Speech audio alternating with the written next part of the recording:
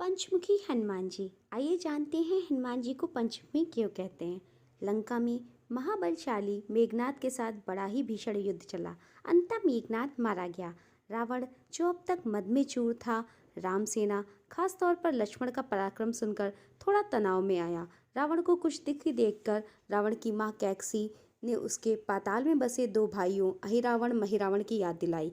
रावण को याद आया कि ये दोनों तो उसके बचपन के मित्र रहे हैं। लंका का राजा बनने के बाद उनकी सुध ही नहीं रही थी उसे।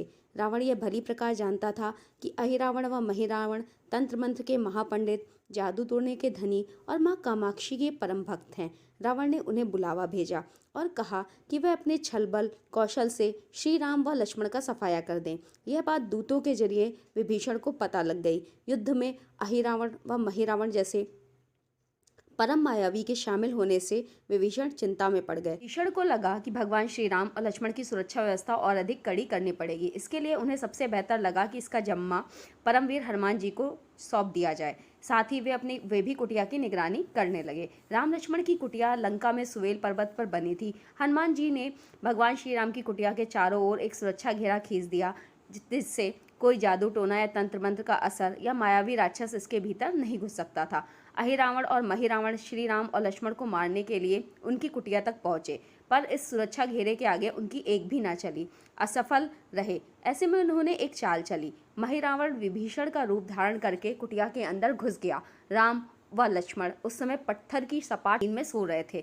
दोनों राक्षसों ने बिना आहट के शिला समेत दोनों भाइयों को उठा लिया, अपने निवास पाताल की ओर लेकर जाने लगे। विभीषण लगातार सतर्क थे। उन्हें कुछ ही देर में पता चल गया कि कोई अनहोनी घट चुकी है। विभीषण को महिरावण पर शक था। उन्हें राम लक्ष्मण की जान की चिंता सताने लगी। विभीषण ने हनुमान जी को महिरावण के बारे में बताते हुए कहा कि वे इसका पीछा करें। लंका में अपने रूप में घूमना राम भक्त हनुमान को ठीक न लगा, सो उन्होंने पक्षी का रूप धारण कर लिया और पक्षी का रूप में ही निकुंभला नगर पहुंचे। निकुंभला नगरी में पक्षी रूप धरे हनुमान जी ने कबूतर और कबूतरी को आपस में बात करते हुए सुना। कबूतर कबूतरी से कह रहा था, अब तो रावण की जीत पक्की है। अहिरावण और महिरावण ने राम लक्ष्मण की बलि देने का पूरा प्रबंध कर लिया है, बस सारा युद्ध समाप्त हो जाएगा। कबूतर की बातों से बजरंग बली को पता चल गया कि दोनों राक्षस राम लक्ष्मण को सोते में ही उठाकर कामाक्षी देवी को बलि चढ़ाने के लिए पाताल लोक ले गए हैं। हनुमान जी वायु वेग से रसातल की ओर बढ़े और तुरंत वहां पहुंच गए। हनुमान जी को रसातल के प्रवेश द्वार पर एक अद्भुत पहरेदार मिला, जिसका आधा शरीर वानर का और आधा मछली का था, जिसने जी को पाताल में प्रवेश करने से रोक दिया। द्वारपाल हनुमान जी से बोला कि मुझे परास्त किए बिना तुम्हारा भीतर जाना असंभव है। दोनों में लड़ाई ठन गई। हनुमान जी की आशा के विपरीत ये बड़ा ही बलशाली और कुशल योद्धा निकला। दोनों ही बड़े बलशाली थे। दोनों में बहुत भयंकर युद्ध हुआ, परंतु वह बजरंग बली के आगे न टिक सका। आखिरकार हनुमान जी ने उसे हरा ही दिया, पर वे उस द्वारपाल की प्रशंसा किए बिना भी नहीं रह सके। हनुमान जी ने उस वीर से पूछा, हे वीर, तुम अपना परिचय दो। तुम्हारा स्वरूप भी कुछ ऐसा है जिसे मुझे कौतूहल हो रहा है। तब उस वीर ने उत्तर दिया, मैं हनुमान का पुत्र हूँ और एक मछली से पैदा हुआ हूँ। मेरा नाम मकरध्वज है। हनुमान जी ने जब यह सुना तो आश्चर्य में पड़ गए। वह वीर की बातें सुनने लगे। मकरध्वज ने कहा, लंका दहन के बाद जब हनुमान जी समुद्र में अपनी अग्नि शांत करने पहुंचे तो उनके शरीर से पसीने के रूप में तेज गिरा। उस समय मेरी माँ आहार के लिए कुछ भोजन तलाश कर रही थी, जिससे वो बूंदें उसके मुख में जा गिरी और उस तेज से वह गर्भवती हो गई। उसी से मेरा जन्म हुआ है। हनुमान जी ने जब यह सुना तो मकरध्वज को बताया कि वे ही हनुमान हैं। मकरध्वज ने हनुमान जी के चरण स्पर्श किए और हनुमान जी ने भी अपने बेटे को गले लगा लिया और वहां आने का पूरा कारण बताया। उन्होंने अपने पुत्र से कहा कि अपने पिता के स्वामी की रक्षा करने में सहायता करो। मकरध्वज ने हनुमान जी को बताया, कुछ ही देर में राक्षस बलि के लिए आने वाले हैं। बेहतर ये होगा कि आप रूप बदलकर कामाक्षी के मंदिर में जाकर बैठ जाएं। उनको सारी पूजा झरोखे से करने को कहें। हनुमान जी ने पहले तो मधुमक्खी का वेश धारण किया और माँ कामाक्षी के मंदिर में चले गए। हनुमान जी ने माँ कामाक्षी को नमस्कार किया, फिर अपनी सफलता की कामना की और फिर पूछा, हे माँ, क्या आप वास्तव में श्री राम जी और लक्ष्मण जी की बलि चाहती हैं? हनुमान जी के इस प्रश्न पर माँ कामाक्षी ने उत्तर दिया, नहीं, मैं तो दुष्ट अहिरावण और महिरावण की बलि चाहती हूँ। ये दोनों मेरे भक्त तो हैं, पर अधर्मी और अत्याचारी भी हैं। आप प्रयत्न करो, आप सफल रहोगे। मंदिर में 5 दीप जल रहे थे, अलग अलग दिशाओं में, और माँ ने कहा, यह दीप अहिरावण ने मेरी प्रसन्नता के लिए जलाए हैं। जिस दिन एक साथ ये बुझा दिए जाएंगे तब उनका अंत सुनिश्चित हो जाएगा। इसी बीच गाजे बाजे का शोर सुनाई देने लगा। अहिरावण महिरावण बलि चढ़ाने के लिए आ रहे थे। हनुमान जी ने अब माँ कामाक्षी का रूप धरा। जब अहिरावण महिरावण मंदिर में प्रवेश करने वाले थे, हनुमान जी का महिला स्वर गूंजा। हनुमान जी बोले, मैं कामाक्षी देवी हूँ और आज तुम दोनों मेरी पूजा इसी झरोखे से करो। झरोखे से पूजा आरंभ हुई। ढेर सारा चढ़ावा माँ कामाक्षी को झरोखे से चढ़ाया जाने लगा। अंत में बंधक बलि के रूप में राम लक्ष्मण को भी उसी से डाला गया। दोनों बंधन में थे। हनुमान जी ने तुरंत उन्हें बंधन मुक्त किया। अब पाताल लोक से निकलने की बारी थी, पर उससे पहले माँ कामाक्षी के सामने अहिरावण महिरावण की बलि देकर उनकी इच्छा पूरा करना भी हनुमान जी का कर्तव्य था। दोनों राक्षसों को सजा देना चाहते थे हनुमान जी। अब हनुमान जी ने मकरध्वज से कहा कि वे अचेत अवस्था में लेटे हुए भगवान राम और लक्ष्मण का ख्याल रखें, और उसके साथ मिलकर दोनों राक्षसों के खिलाफ युद्ध छेड़ दिया। पर यह युद्ध आसान नहीं था। अहिरावण और महिरावण बड़ी मुश्किल से तो मरते, फिर 5-5 के रूप में जिंदा हो जाते थे। इस विकट स्थिति में मकरध्वज ने बताया कि अहिरावण की एक पत्नी जो कि नाग कन्या है, अहिरावण उसे जबरदस्ती हर कर लाया था। वह उसे पसंद नहीं करती, पर मन मारकर उसके साथ है। वह अहिरावण के सारे राज जानती होगी। आप जाइए और उससे उसकी मौत का उपाय पूछिए। आप उसके पास जाएंगे ता अवश्य करेगी। मकरध्वज ने राक्षसों को युद्ध में उलझाए रखा और उधर हनुमान जी अहिरावण की पत्नी के पास पहुंचे। नागकन्या से उन्होंने कहा, यदि तुम अहिरावण की मृत्यु का भेद हमें बता दो तो हम उसे मारकर तुम्हें उसके चुंगल से मुक्ति दिला देंगे। अहिरावण की पत्नी ने कहा, मेरा नाम चित्रसेना है, मैं भगवान विष्णु की भक्त हूँ। मेरे रूप पर अहिरावण मर मिटा और उसने मेरा अपहरण कर यहाँ पर कैद कर दिया, पर मैं उसे नहीं चाहती हूँ। लेकिन मैं अहिरावण का भेद तभी बताऊंगी जब आप मेरी इच्छा पूरी करेंगे। हनुमान जी ने अहिरावण की पत्नी नागकन्या चित्रसेना से पूछा कि आप अहिरावण की मृत्यु का रहस्य बताने के बदले में क्या चाहते हैं। आप मुझे अपनी शर्त बताएं, मैं उसे मानूंगा। चित्रसेना ने कहा, दुर्भाग्य से अहिरावण जैसा असुर मुझे अपने साथ ले आया, इससे मेरा जीवन खराब हो गया। मैं अपने दुर्भाग्य को सौभाग्य में बदलना चाहती हूँ। आप अगर मेरा विवाह श्री राम से कराने का वचन दें तो मैं अहिरावण के वध का रहस्य बताऊंगी। हनुमान जी सोच में पड़ गए। भगवान श्री राम तो एक पत्नी निष्ठ हैं, अपनी पत्नी देवी सीता को मुक्त कराने के लिए असुरों से युद्ध कर रहे हैं। वह किसी और से विवाह की बात तो कभी सोचेंगे ही नहीं, ना ही कभी स्वीकारेंगे।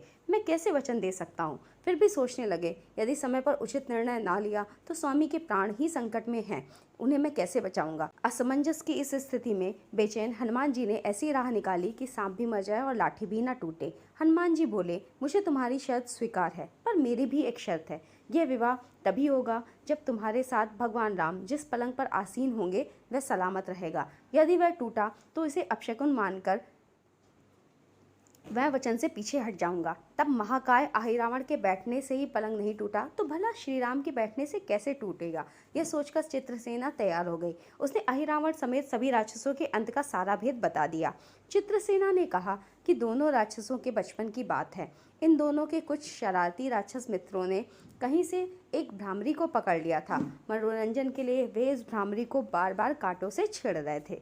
भ्रामरी साधारण भ्रामरी ना थी, वह भी बहुत मायावी थी, किंतु किसी कारणवश वह पकड़ में आ गई थी। भ्रामरी की दया पीड़ा सुनकर अहिरावण और महिरावण को दया आ गई और अपने मित्रों से लड़कर वे उसे छुड़ा दिलाए।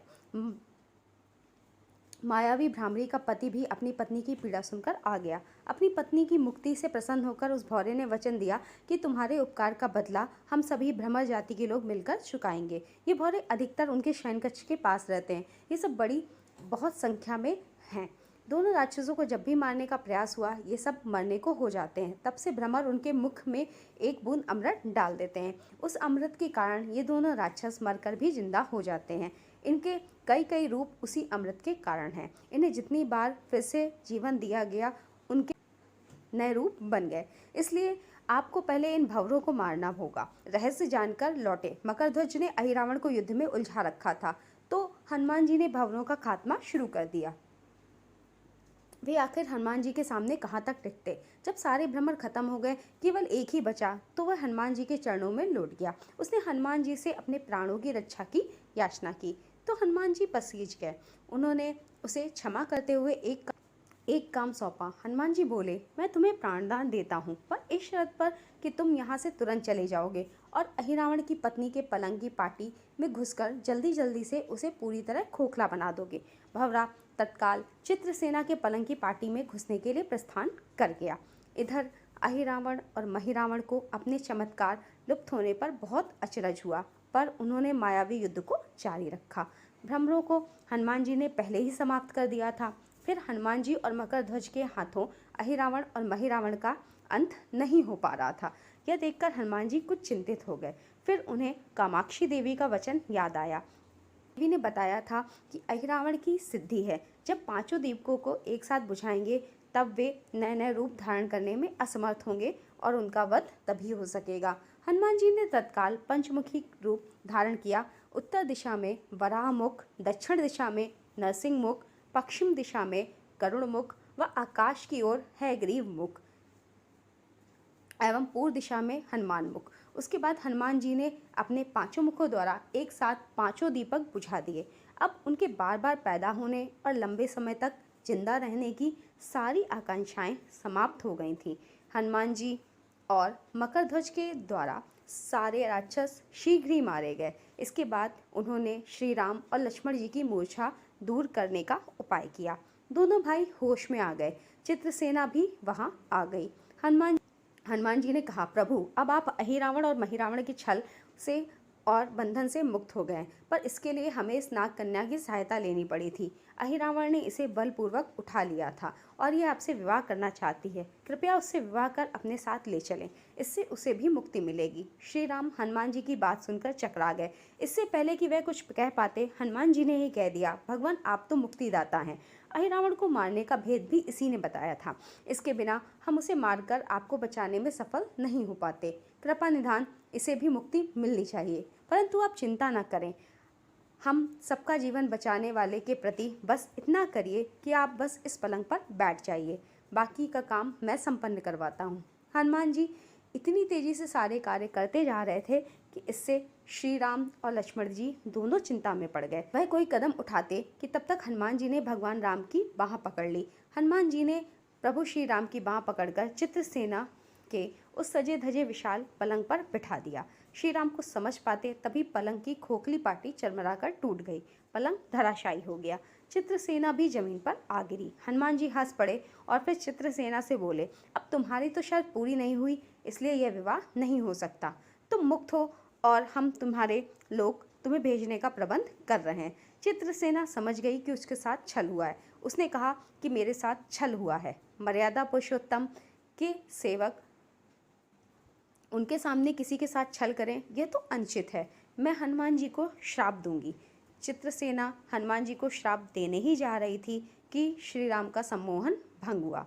वे इस पूरे नाटक को समझ गए। उन्होंने चित्रसेना को समझाया कि मैंने इस जन्म में एक पत्नी धर्म से बंधे होने का संकल्प लिया है, इसलिए हनुमान जी को यह करना पड़ा। उन्हें आप क्षमा कर दीजिए। तो पुत्र चित्रसेना उनसे विवाह की जिद पकड़े बैठी थी। राम ने कहा कि जब द्वापर युग में मैं कृष्ण का अवतार लूंगा, तब तुम्हें सत्यभामा के रूप में अपनी रानी बनाऊंगा। इससे वह मान गई। हनुमान जी ने चित्रसेना को उसके पिता के पास पहुंचा दिया।